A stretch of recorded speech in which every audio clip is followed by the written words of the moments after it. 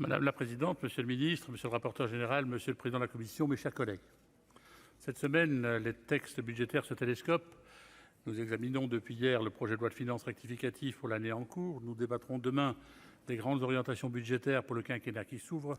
Et cet après-midi, nous discutons donc le projet de loi de règlement des comptes pour l'année précédente. Ce texte est le tout premier de ce nouveau quinquennat. Mais ce texte nous ramène à la fin du quinquennat précédent, puisqu'il en clôt le dernier exercice complet. Il a cristallisé les oppositions de droite et de gauche contre un texte du gouvernement. Pourtant, il faut bien le reconnaître, le texte est d'une portée politique bien maigre. Je regrette que la commission mixte paritaire ne soit pas parvenue à un accord, même si ce résultat était attendu. Je le disais, ce texte nous rappelle trop le précédent quinquennat pour permettre le rodage de la nouvelle méthode prônée par le gouvernement et dont la Première ministre nous a ici même, lors de son discours de politique générale, fait la promesse autant que l'éloge. Pour renforcer le travail entre le gouvernement et le Sénat, nous attendrons donc le prochain texte budgétaire. Espérons que cela se produise dès le PLFR. Du reste, pour ce projet de loi de règlement, le désaccord en CMP ne change rien. Contester la facture après qu'elle ait été réglée ne rend pas plus riche. En l'espèce, la facture a été salée. Le déficit s'est établi en 2021 à 6,4 % du PIB. Notre dette publique, qui représente 113 % du PIB, atteint un niveau inquiétant.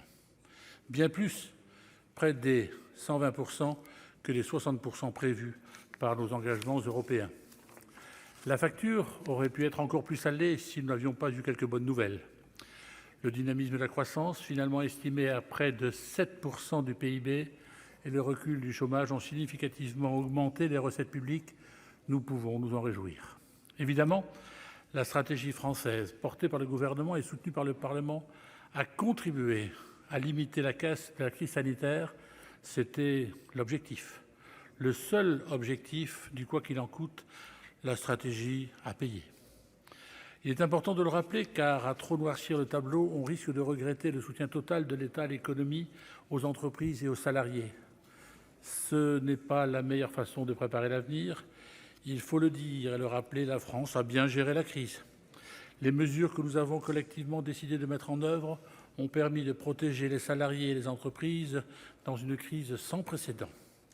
Les Français comptaient sur l'État et l'État a été au rendez-vous.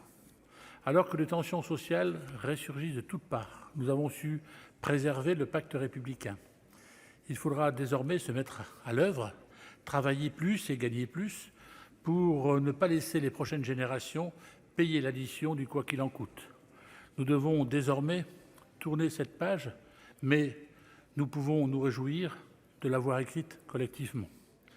En tout état de cause, le groupe Les Indépendants votera majoritairement en faveur de ce projet de loi de règlement, comme il l'avait fait en première lecture.